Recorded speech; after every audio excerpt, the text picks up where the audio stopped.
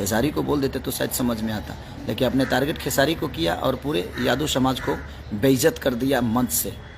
अब यादव समाज ही आपका देखेगा। हम माई बहन सुनने के लिए नहीं कलाकार बने हैं। माई बहन सुनने के लिए जो कलाकार बने हैं उसको सुनाइए।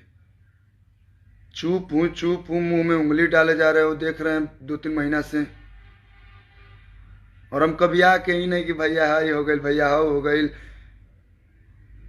हमको माई बहन सुनाइएगा, हमसे नहीं बर्दाश्त होगा।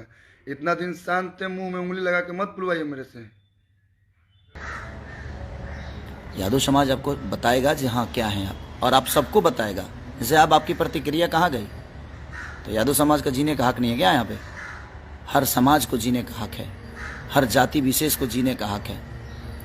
और आप किसी एक जात को टारगेट करें क्यों करेंगे? सबकी बेटी हमारी बेटी की तरह है, सबकी बहन हमारी बहन की तरह है। हमारे शादी हो चुका है भाई, हम शादीशुदा हैं और भगवान ने एक बीबी दिया है मुझे और हम उसमें खुश हैं और वही जीवन भर रहेगी।